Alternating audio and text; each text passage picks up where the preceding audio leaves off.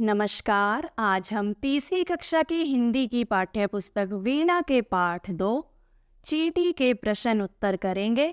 पिछली वीडियो में हमने चींटी कविता को पढ़ा था।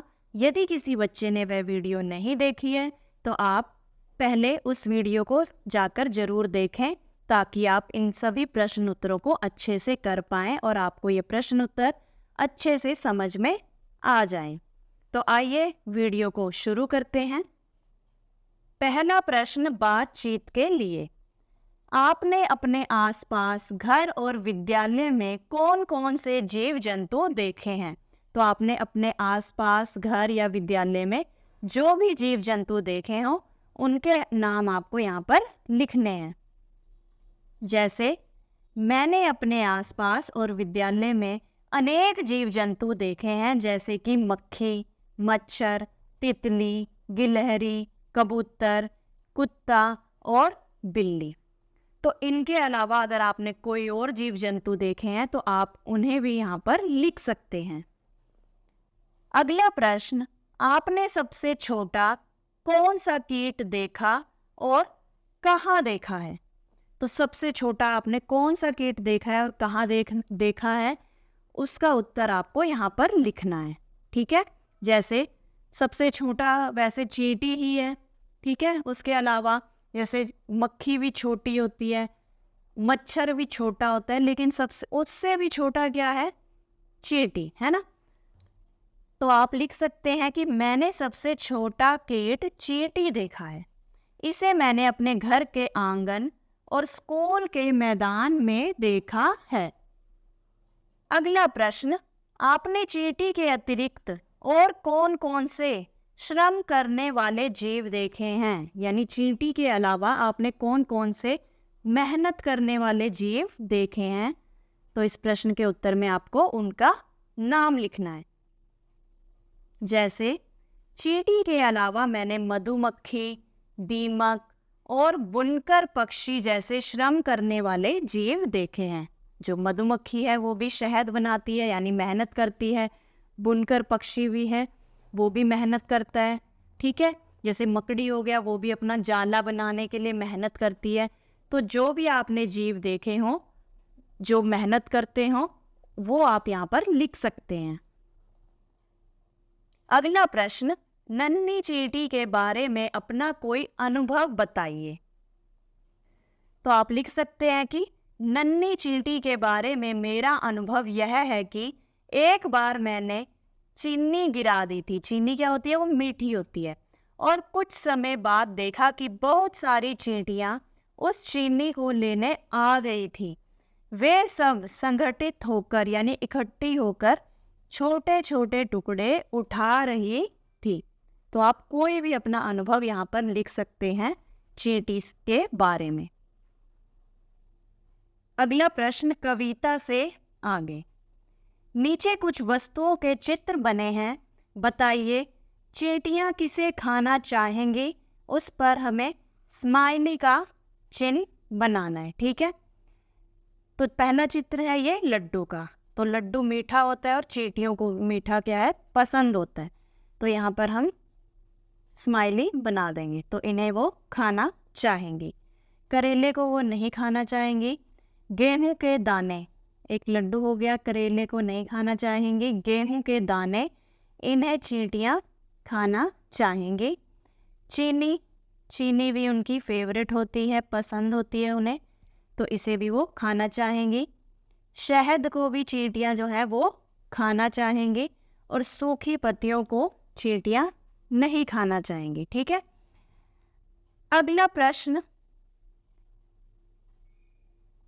निम्नलिखित पंक्तियों को पूरा कीजिए। घर को खूब सजाती चींटी,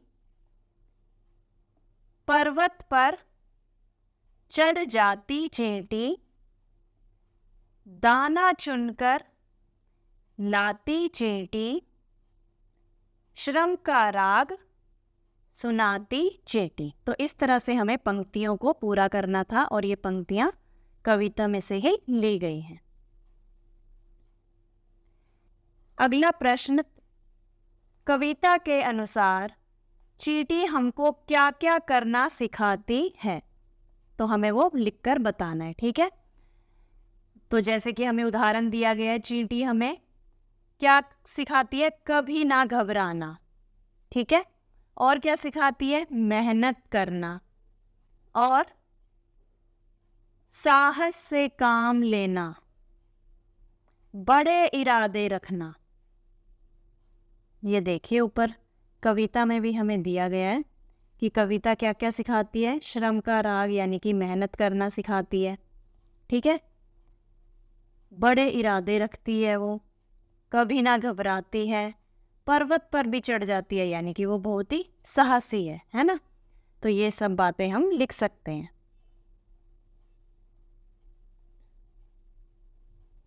अगला प्रश्न, भाषा की बात। कविता में चींटी को क्या क्या कहा गया है? क्या क्या कहा गया है चींटी को? कलाकार कहा गया है, मेहनती कहा गया है, साहसी कहा गया है क्योंकि वो पर्वत पर भी चढ़ जाती है, और दृढ़ संकल्पी यानी कि पक्के इरादे वाली, एक बार जो ठान लेती है उसे करके रहती है, यानी दृढ़ संकल्पी अर्थात पक्के इरादे, बड़े इरादे हैं उसके। अगला प्रश्न, कितनी बार आई चींटी? चींटी कविता में चींटी शब्द कितनी बार आया है, इन्हें गिनिए और उतनी चींटियां बनाकर पंक्ति को पूरा कीजिए। तो आइए देखते हैं कितनी बार चींटी शब्द आया है कविता में। 1, 2, 3, 4, 5, 6, 7, 8। ठीक है, तो 8 बार चींटी शब्द आया है, तो हमें 8 चींटियां बनानी है। ठीक है, 2 चींटियों के चित्र हमें यहाँ पर दिए गए हैं, तो बाकी आपने बनानी है। तो आप इस तरह से जैसे बना सकते हैं,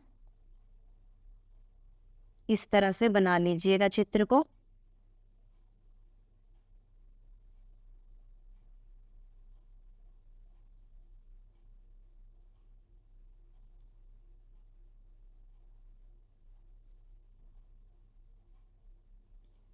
ठीक है, तो आपने पंक्ति को पूरा करना है, जैसे 1, 2, 3, 4, 5, 6, 7, 8। ठीक है, तो आपने 8 चित्र बनाने हैं। अगला प्रश्न, आइए चींटी कविता को आगे बढ़ाते हैं। चीनी का दाना दिख जाए उसको लेने जाती चींटी। तो अब हमें इस कविता को आगे बढ़ाना है। कभी मेहनत से ना घबराती, सभी चींटियों को राह दिखाती चींटी, काम में लगी हरदम रहती, रुकने का नाम न लेती चींटी। अगला प्रश्न, शब्दों की तुकबंदी। तो दाना, गाना, तुकबंदी क्या है? जैसे इसके पीछे भी ना है तो यहाँ पर भी पीछे ना आना चाहिए। तो दाना, गाना। कड़ी, कड़ी का क्या बन सकता है? घड़ी, बड़ी, है ना। धूप का, सूप, राग का, बाग, दाग। अगला प्रश्न, चींटी से भेंट। आपके घर के कई कोनों में चींटी आती जाती है। एक दिन वह आपको रोककर आपसे कुछ कहती है। आपके और उसके बीच क्या क्या बातें हुई होंगी, लिखिए। तो आप क्या कहते हैं? नमस्ते चींटी, आज आप अकेली आई हैं। फिर चींटी क्या जवाब देती है आपको? फिर चींटी कहती है, नमस्ते, हाँ आज मैं जल्दी में हूँ इसलिए अकेली आई हूँ, बाकी सब भी काम में लगे हैं। फिर आप कहते हैं, आप इतनी मेहनत करती हैं, क्या आपको थकान नहीं होती? फिर चींटी क्या कहती है? थकान तो होती है, लेकिन जब काम पूरा हो जाता है तब बहुत अच्छा महसूस होता है। मेहनत का फल हमेशा मीठा होता है।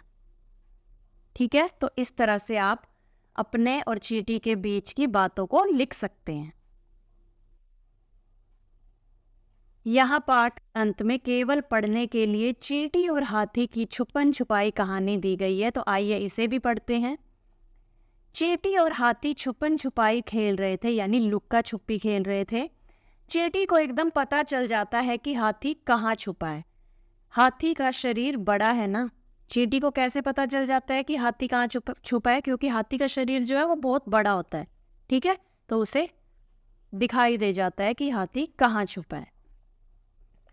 फिर जब चींटी एक मंदिर के भीतर छिपती है तो हाथी भी उसे एकदम ढूंढ लेता है। बताइए हाथी को कैसे पता चला कि चींटी मंदिर में छिपी है? तो आपको सोचना है और बताना है कि हाथी को कैसे पता चला कि चींटी मंदिर में छिपी है। आशा करती हूँ आपको यह पाठ अच्छे से समझ में आ गया होगा। मिलते हैं अगली वीडियो में, तब तक के लिए नमस्कार।